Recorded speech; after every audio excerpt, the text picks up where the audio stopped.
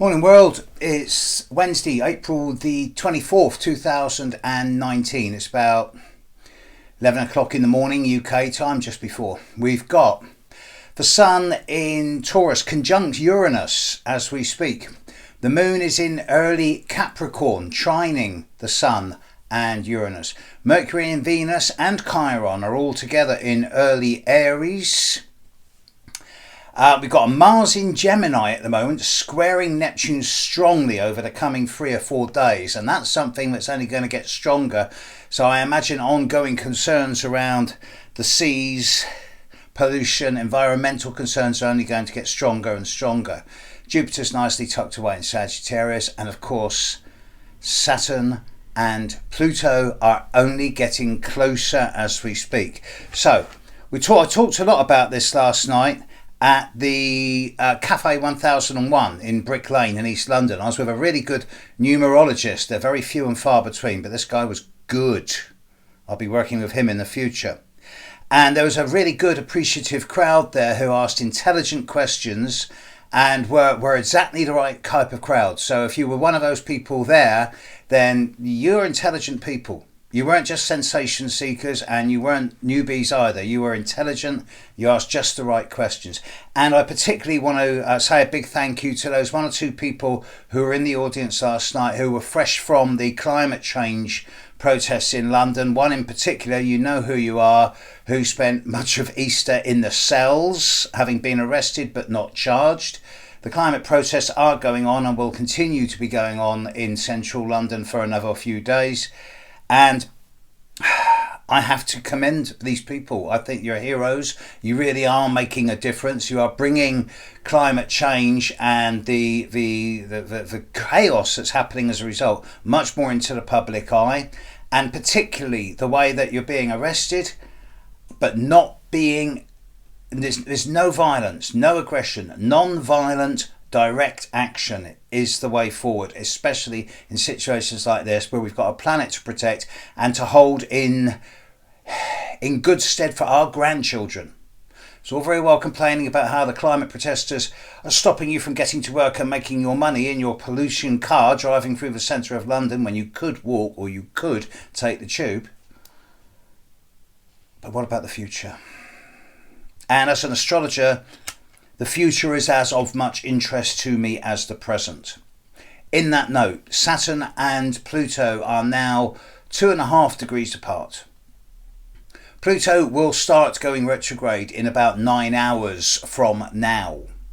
Saturn will start going retrograde in about 5.5 days from now. As I speak, Saturn and Pluto are literally 2.5 degrees apart in the sky. And whilst the conjunction itself isn't going to happen until January next year, and January next year is already shaping up to be a major nexus point, the effects are really being felt. Saturn, when young, yes, Saturn is seen as the grim one.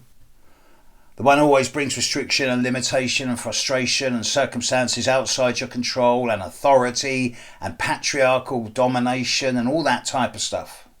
But as you get older, Saturn is very much more the planet of structure, order, balance, hard work, self-discipline, living within your own boundaries rather than those pushed on you by others. And Saturn loves being in Capricorn. Pluto, the more we work with Pluto as astrologers, the more we get an understanding of what it's really about. We used to see Pluto as death and rebirth. And there's still a side of Pluto that deals with the obsessive and the compulsive, the intense, the extreme, and leads to periods of crises and trauma. But Pluto also deals with elimination and purging and detoxing and cleansing and purifying. It roots up the poison from the depths and brings it to the surface. And then Pluto transforms and regenerates and rebirths. It's like the caterpillar changing into a butterfly or the phoenix rising from the ashes.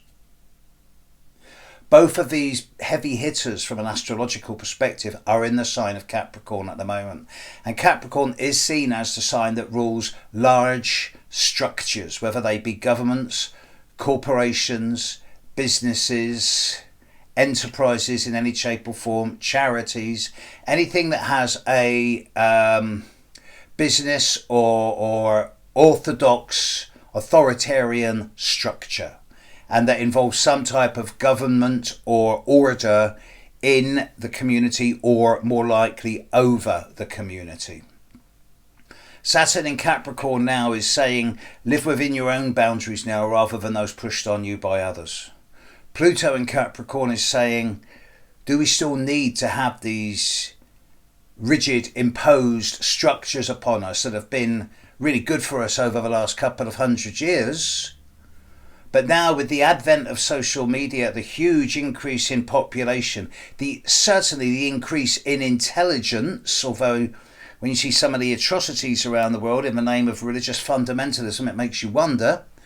But certainly the increase in intelligence, we don't need to be told as a collective what to think, how to work, how to live, what to believe.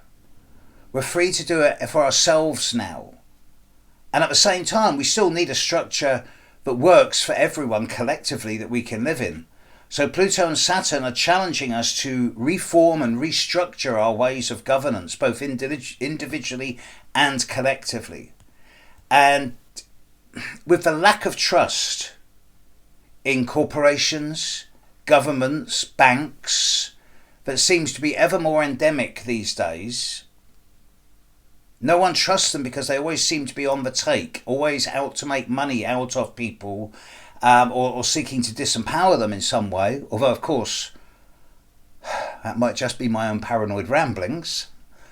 Nevertheless, this is a growing perception in the eyes of the people around me, at any rate, over the last few decades. So it seems to me that a whole change in the nature of structure and order in the world is what's being asked for. And I can't help but look at one or two countries, most notably Switzerland, where every major decision seems to be put to referenda. And they seem to make it work. So the idea of having regular referendums, and from there it's just a small step to saying, well, if we're going to have a sort of a consensus referendum on major issues, then why do we need political parties? We can still have elected representatives where people go to a parliament or a congress or a government and they carry out the wishes of the people. But instead of having one party say vote for us and we'll do it like that, or another party say no, vote for us, we'll do it the other way, why not just have a group of elected representatives who carry out the wishes of the people as determined by referenda? Seems to me that with Saturn and Pluto and Capricorn, the nature of public interaction with the way the world is run is becoming ever more of a hot potato, and it will continue to do so. And with the changing world, in terms of the rapidity and the escalation of population growth, the acceleration of technological advancement, and particularly the growth of spirituality and intelligence that goes alongside it, the old rules just don't work anymore. And the people who are still trying to play by the old rules because they're clinging to some type of misguided power, they're dinosaurs. And the more you resist change, the stronger the impulse for change gets. And now that Uranus is in Taurus, the human rights revolution of Uranus in Aries, the self-consciousness development of Uranus in Aries, that's now established. Now it's about changing our value systems. What's important to us as individuals, as communities, and as a global collective. This is something that's not going to go away, and it's only going to get stronger the more we get into the rest of this year and early next year. And one of the things that came out of that talk I was having in public last night with the numerologist is that 2020 is going to be the year. It really is. There's going to be a lot of after effects through to perhaps 2030, even 2035. But the things that happen in 2020 are going to define the long-term future. So we can either hide under the bed, but then the bed will collapse on top of us, or we can get out there and change the world. And the way we can do it individually is by living life as authentically as we can, with a degree of integrity and dignity, by smiling at others and by being honest and transparent with other people, saying what we think, what we feel, yet at the same time doing it in a way that doesn't go out to cause offence, but states our case clearly. It's about being projective and assertive without being aggressive or confrontational, and recognising other people's free will and rights to disagree with us at any time. Non-violent direct action. It works. Okay, I'm rambling now, so I'm going to cut off on this one, but more later. And a big thank you to those people from last night. You really gave me a lot of food for thought, and I want to develop these ideas over the next few days.